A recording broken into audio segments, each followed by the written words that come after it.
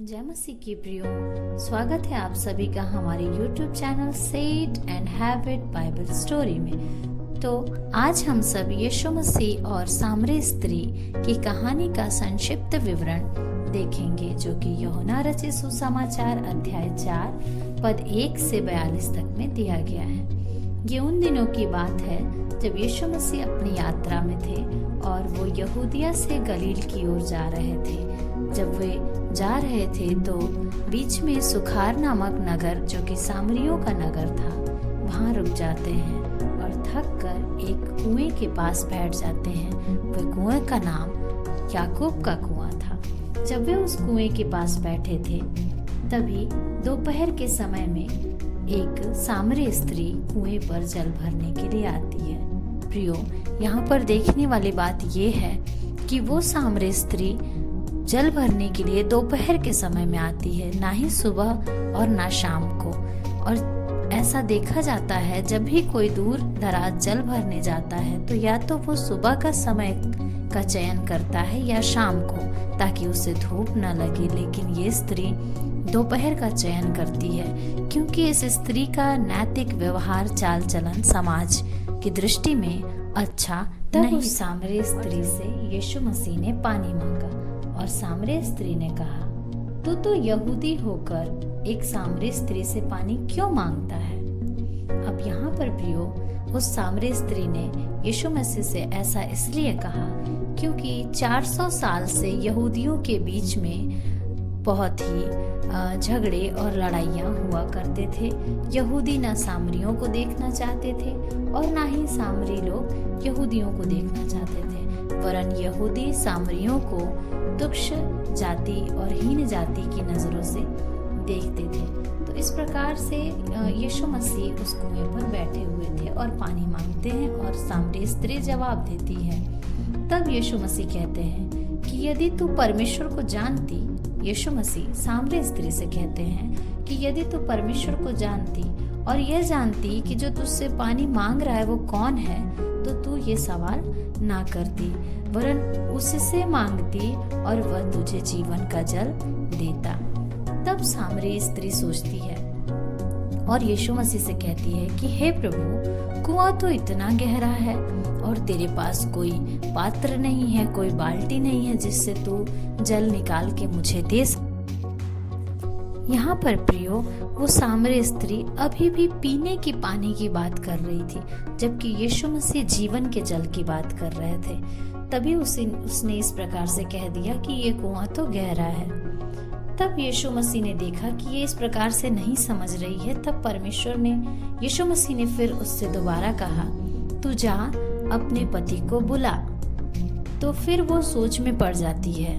तब यीशु मसीह कहते हैं कि तूने 5 पति कर रखा है और छठा भी जिसके पास तू अभी है वो तेरा पति नहीं है। तो इस बात को सुनकर वो सामरी स्त्री सन्न रह जाती है और यीशु मसीह से कहती है कि निश्चय ही तू तो कोई भविष्यवक्ता है।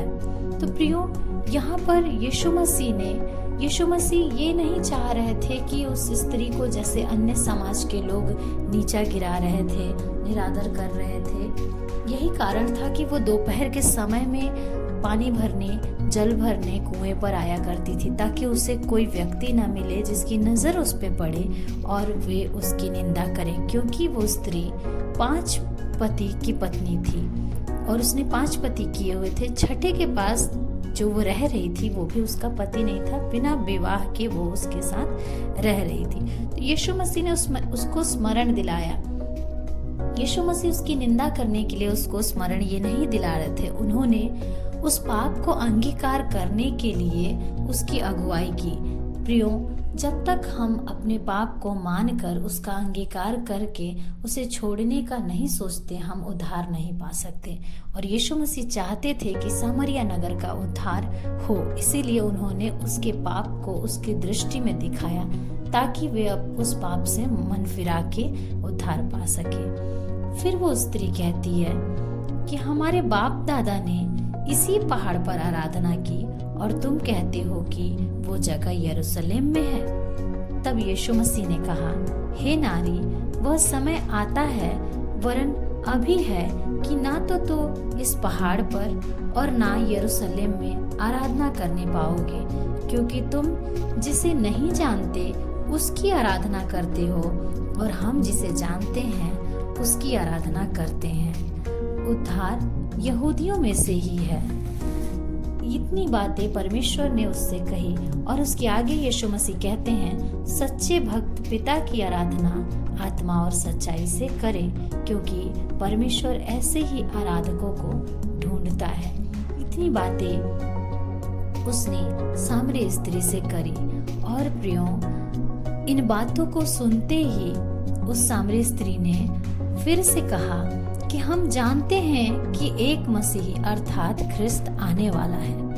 तब जब वो आएगा वो हमें सब बातें बता देगा। ये स्त्री यीशु मसीह से इन बातों को कहती है। तब यीशु मसीह कहते हैं कि मैं जो बोल रहा हूँ वही हूँ। यह सुनकर वो स्त्री इतनी मगन हो जाती है कि वो अपना घड़ा वहीं पटक कर सामरियों के नगर में, अपने नगर में जहाँ से वो कुएं पर पानी भरने आई थी, चली जाती है, शोर करती है, सुसमाचार फैलाती है कि ख्रिस्त आ गया है, यीशु मसीह आ गया है। प्रियो, यहाँ पर सोचने वाली ये बात है कि जो स्त्री भोर को छोड़ के, सांझ को छोड़ के दोपहर के समय में पानी भरने आया करती थी, इसलिए कि किसी की नजर उस पे ना पड़े, वही स्त्री जब अंगीकार करके अपने पापों को छोड़ के उद्धार पा लेती है तो उसके अंदर से सारी लज्जा, सारी बातें निकल जाती है, क्योंकि उसके अंदर उद्धार आ जाता है और वो सम्मान के साथ लोगों के बीच में जाती है और लोग उसकी बातों पर स्मरण करके उस कुएं के पास आते हैं जहाँ पे यीशु मसीह थे। और यीशु मसीह उस नगर में 2 दिन तक ठहरते हैं और उस नगर में सुसमाचार प्रचार करते हैं। और प्रियो, जितनों ने उस नगर में विश्वास किया यीशु मसीह पर, उन लोगों ने उद्धार पाया।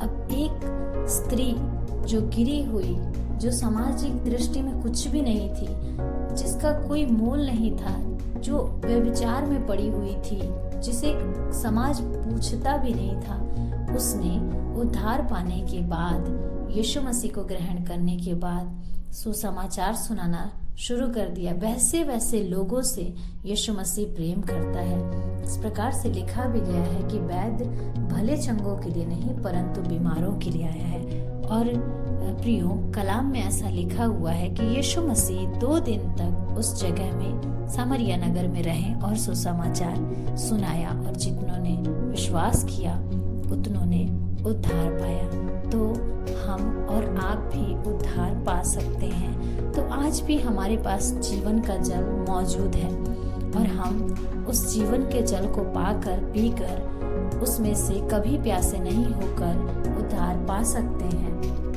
वो जीवन का जल स्वयं यीशु मसीह है।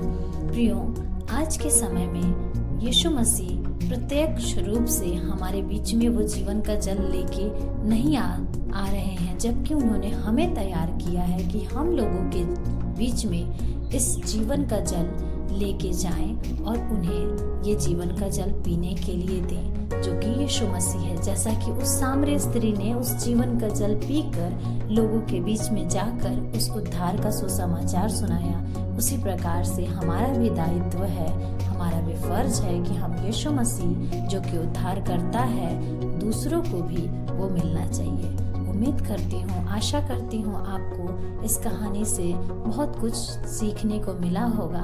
आगे भी इसी तरह हम कहानियों के साथ बने रहेंगे और अपने पवित्र बाइबल से सीखते रहेंगे। प्रभु को धन्यवाद। आप सभी को जय मसीह की।